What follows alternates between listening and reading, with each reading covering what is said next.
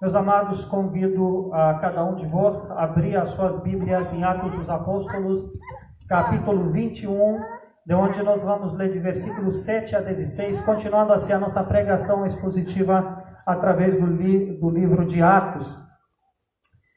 E lembrando aos irmãos que Paulo estava em viagem, ele partiu de Éfeso, ele se despediu, aliás, dos irmãos. Aí ele começou a sua viagem, passou por outros lugares onde se encontrou com outros discípulos e partindo adiante, começa a falar a partir do versículo 7, vemos outra parte da sua trajetória em rumo a Jerusalém.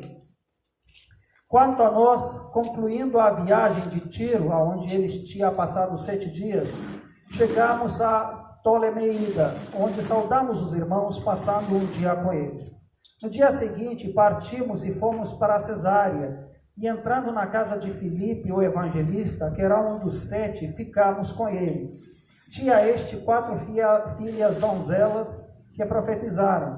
Demorando-nos ali alguns dias, desceu da Judeia um profeta chamado Agabo, e vindo ter conosco, tomando o cinto de Paulo, ligando com ele os próprios pés e mãos, declarou: isto diz o Espírito Santo, assim os judeus em Jerusalém farão ao dono deste cinto e o entregarão nas mãos dos gentios. Quando ouvimos essas palavras, tanto nós como daquele lugar, rogaram Paulo que não subisse a Jerusalém. Então ele respondeu: que fazes chorando e quebrando-me o coração? Pois estou pronto não só para ser preso, mas até para morrer em Jerusalém pelo nome do Senhor Jesus. Como, porém, não o persuadimos, conformados dizemos: faça-se a vontade do Senhor.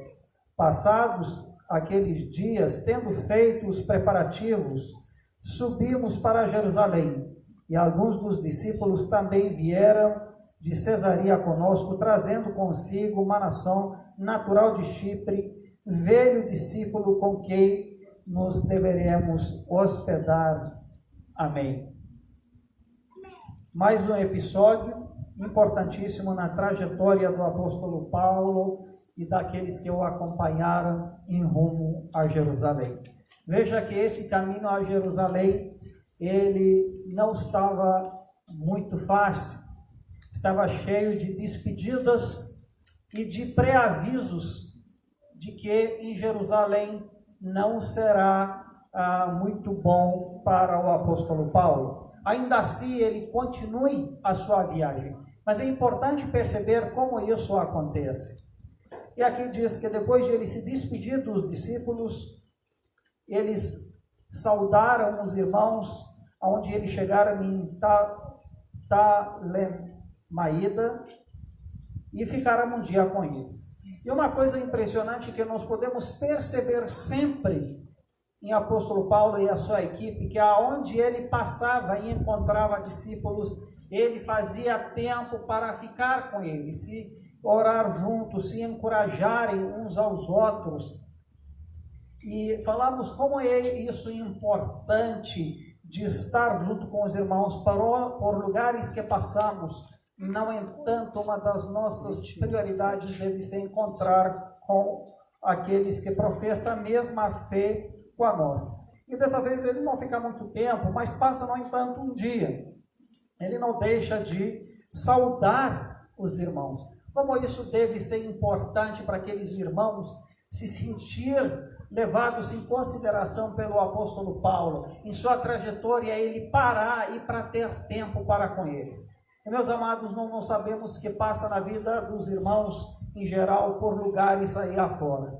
Mas como deve ser confortador quando alguém em sua passagem para e considera importante passar o dia com você, porque é irmão em Cristo, se te encorajar, orar com você, ou te ver, bater um papo, isso é muito bom. Então, nós nos esqueçamos que em muitas dessas ocasiões, Deus pode nos usar para fortalecer aqueles daquele lugar, ou pode até nós mesmos sendo encorajados e fortalecidos naquilo que Deus coloca no nosso coração. Então, não se esqueça da importância de por onde passar, ser um encorajamento, ser uma bênção, principalmente para aqueles que amam a Deus. Não passar por perto sem dar um bom dia para eles, sem que você gaste um tempo com eles. E, irmãos, isso fala muito das nossas prioridades, de como nós pensamos as coisas. Para o apóstolo Paulo, ficar com os irmãos fazia parte de suas prioridades, fazia parte dos seus valores mais altos. Era importante para ele gastar tempo. Ele fazia por onde teria tempo para ficar com os irmãos. Nós somos ocupados por muitos afazeres, mas nós não devemos jamais os nossos afazeres nos afastar de gastar tempo com nossos irmãos na fé. E muitas vezes a comunhão da igreja, a comunhão dos santos, ela é tão prejudicada exatamente que estamos tão ocupados, e isso não se transforma a ser uma prioridade para nós, a ser com outros discípulos. Quantas vezes, nem pelo menos no culto, a gente faz questão de chegar, atrasamos ou faltamos porque trabalhamos ou escolhemos fazer algum tipo de trabalho que era voluntário, ou poderíamos escolher não fazer, mas muitas vezes nós não priorizamos, não fazemos muito esforço para isso. Mas veja como nessa pandemia talvez isso nos ensina como é precioso estar junto com os irmãos, no momento em qual nós percebemos que estamos isolados por conta do isolamento técnico, por conta da pandemia, como as lembranças de estar juntos são tão boas. Portanto, quando temos a possibilidade, não ignore essa possibilidade, faça disso uma prioridade da sua vida. E aí Paulo, depois de estar com os discípulos, no segundo dia partindo, e fomos para Cesareia. E naquele lugar ele encontra um obreiro. Veja, Paulo encontrou discípulos, mas dessa vez a gente percebe como Paulo encontra um obreiro. Ele sabia que estava lá um homem de Deus, um diácono que fora ordenado no passado, mas que, cheio de Espírito Santo, uma vez com a perseguição, ele foi para Samaria, pregou a palavra de Deus e houve um grande avivamento em Samaria. E aí estava Filipe, evangelista, que, como diz aqui, era um dos sete diáconos que foram escolhidos quando Pedro diz que não cabe a nós servir as mesas, se escolhe entre vocês 7 homens cheios de Espírito Santo e com as qualidades devidas, e eles fazem esse trabalho. E Filipe foi um desses 7, e veja que esses que nós chamamos de diáconos eram homens de fé, homens evangelistas, assim como Estevão também era um dos 7, foi um dos primeiros mártires da igreja por proclamar o evangelho. E Filipe estava naquele lugar, e como foi precioso, como deve se sentir valorizado o apóstolo Paulo passar na casa dele, entrar na casa dele, reconhecer o trabalho dele. Então, de novo, veio o Paulo vendo outro obreiro, e ele não passou por perto adiante, ele parou para entrar na casa dele. Quantas vezes nós paramos para entrar na casa de outro obreiro, gastar tempo com ele, a gente se fortalecer, tomar um café, como esse é precioso. E nessa casa acontece que, embora ele tinha 4 filhas, donzelas que profetizaram, no entanto, por se demorar ali alguns dias, chegou outro profeta, que era Agabo, e guiado pelo Espírito Santo, ele profetizou sobre aquilo que iria acontecer para o apóstolo Paulo. E falou para eles, dessa vez de forma mais clara, que ele seria preso em Jerusalém e que seria dado nas mãos dos gentios. Veja que, no outro trecho que nós lemos no domingo passado, os irmãos também do Tiro falaram para ele não recomendaram para ir a Jerusalém, porém não dá muitos detalhes. Encontrando os discípulos permanecendo lá durante 7 dias, e eles, movidos pelo Espírito, recomendavam a Paulo a não fossem a Jerusalém, versículo 4 desse capítulo 21. Então veja como nessa viagem começa a ser tensa, e em vários lugares por onde passa, Paulo de certa forma é advertido sobre aquilo que vai acontecer. Mas veja como essa advertência, no entanto, não era para de certa forma, proibir ou obstruir a chegada do apóstolo Paulo na Jerusalém. Mas eu creio que tinha o papel de fortificar, de deixar cada vez mais claro aquilo que Deus tinha como propósito e em plano para a sua vida. E Paulo, eu creio que ele estava bastante ciente disso, a ponto de ele estar muito firme em sua posição de ir adiante. Aqui diz que aqueles que ouviram, obviamente, simpatizaram com o apóstolo Paulo de tal forma que eles tentaram proteger a vida dele, impedindo que ele isse para Jerusalém. Mas o apóstolo Paulo, ele permanece firme. No versículo 13, ele respondeu: que fazeis chorando, quebrando-me o coração? Em outras palavras, por que vocês têm essa atitude? Ele vai dizer: bom, aqui pergunta, né? É óbvio, porque a gente não quer que você sofra. Mas o apóstolo Paulo mostra para eles outro ponto de vista. Ele mostra claramente que ele estava pronto para aquilo que haveria de acontecer. E ele entende que aquilo que haveria de acontecer fazia parte da vontade de Deus para a vida dele. Veja, como nós já falamos outras vezes, Paulo não é um que vê o perigo, mas vai na frente do perigo tentando a Deus. Não é isso. Porque quando Paulo entende que deveria não ir a um lugar, ou quando ele percebe que há uma cilada, como já falamos em outras ocasiões, ele sai daquela cilada entendendo que Deus mostrou a ele e ele tem que ser precavido. Mas, por outro lado, tem situações quando a gente entende o perigo, mas também entende que a gente tem que prosseguir adiante, apesar do perigo. Então, a gente tem que fazer essa distinção na vida cristã. E eu acho que nessa pandemia tem coisas que tem muito a nos falar a respeito disso. Por um lado, nós temos a ideia que devemos ser precavidos e não desconsiderar os avisos e as medidas de precaução para nos previr. Mas, por outro lado, ao mesmo tempo devemos estar dispostos, se Deus nos chama a sacrificar, se for necessário, a nossa vida, e ir adiante com o risco que for. Então, existem os dois lados da moeda, só que devemos entender a vontade de Deus. Em outras palavras, se a vontade de Deus que vai definir as coisas, e não o perigo em si. Porque nós não podemos nos colocar em perigo desnecessário e frustrar assim, se posso dizer, o nosso andar cristão e a vontade de Deus para a nossa vida e por nossa causa o trabalho parar. Mas por outro lado, mesmo com perigo, nós devemos ir adiante. Então existem essas duas que são norteadas pela mesma coisa, que é a vontade de Deus. Em outras palavras, a coisa não se trata em função da nossa vida, mas se trata de entender quando Deus quer que nós fazemos o sacrifício e quando não. Sacrifício é o nosso dever, mas também não precisamos fazer sacrifícios que Deus não pede para nós fazermos. E a gente tem que ter esse discernimento. Lembra-se de Jesus quando ele ministrou e após a sua ministração as pessoas queriam julgá-lo do topo da montanha. E Jesus disse que se fez invisível no meio deles. Então Jesus entendeu o que estava acontecendo e ele entendeu que a hora dele não chegasse, assim como ele disse aos apóstolos: a minha hora não chegou ainda. Então ele sabia que não era a hora de morrer. Não é que ele tinha medo disso, mas não era a hora. E quando não era a hora, se Deus lhe deu a possibilidade de ir embora, ele foi embora. Mas quando foi na hora de ir para o Calvário e entendeu que Deus queria que ele se sacrificasse, muito embora ele poderia escapar, ele não escapou. Ele ficou e deixou eles levá-lo cativo e sacrificá-lo. Mas de outra vez ele se fez invisível no meio deles.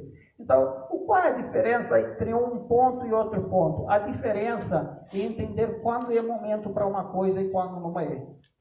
O que norteia a nossa vida é entender os momentos de Deus, entender a vontade de Deus.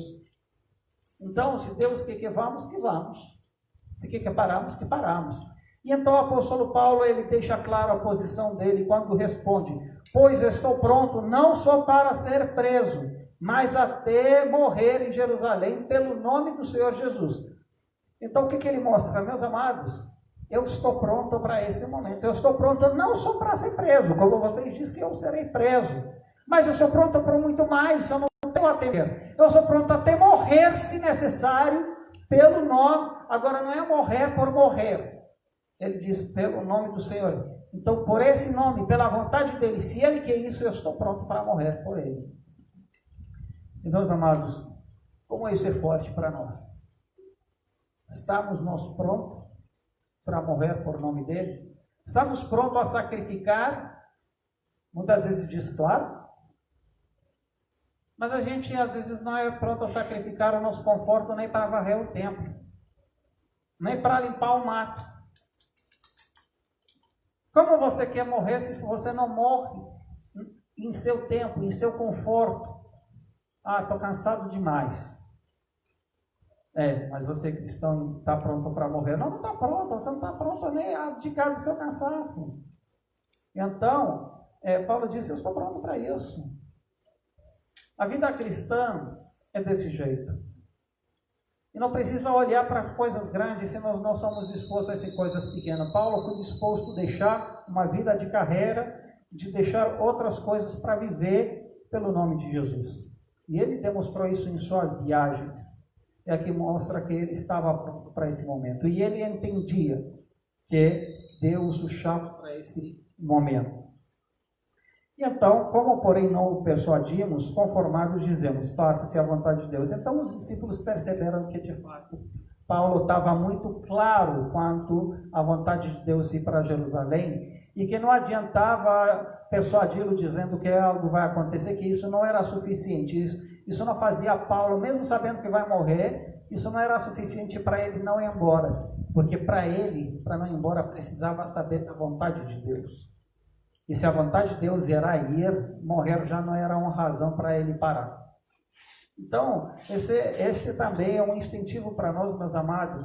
Nós não devemos fugir frente aos perigos se a vontade de Deus está na nossa frente. Se a vontade de Deus ir, nós não devemos mais calcular os perigos. Porque se a vontade dele é o que temos que fazer, mesmo cientes que possa acontecer algo ruim. Agora, eu não estou dizendo entrar de maneira ignorante em situações perigosas, mas, ao mesmo tempo, estar pronto a ir para frente, devido à vontade de Deus. E os mesmos discípulos falaram, então, faça-se a vontade do Senhor. Eles entenderam que a vontade de Deus ir, e não adianta assustá-lo ou tentar dizer, vai morrer. Porque Paulo diz, bom, se isso é necessário, eu não vou fugir disso. Então, a gente às vezes tenta persuadir as pessoas a não fazer certas coisas por medo daquilo que vai acontecer. Mas o que nós devemos avaliar não é o perigo do que vai acontecer. E qual é a vontade de Deus? É isso que nós devemos avaliar. Então, meus amados, aproveito de dizer que aquilo que nós devemos avaliar quanto ao nosso dever cristão com a igreja, não é se é perigoso ou não é perigoso, e se qual é a vontade de Deus para você e para mim. Estou fazendo a vontade de Deus? Estou fazendo o que Ele desejaria que eu faça? Será que eu tenho uma justificativa diante de Deus na minha forma de agir? É isso que deve ser a nossa pergunta.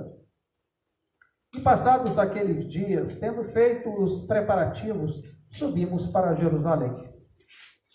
Então mostrou que, como não havia outra opção, estava muito claro isso, se prepararam e seguiram em frente. E alguns dos discípulos também vieram de Cesareia conosco, trazendo consigo uma nação natural de Chipre, velho discípulo, com quem nós deveremos hospedar. Veja como bonito.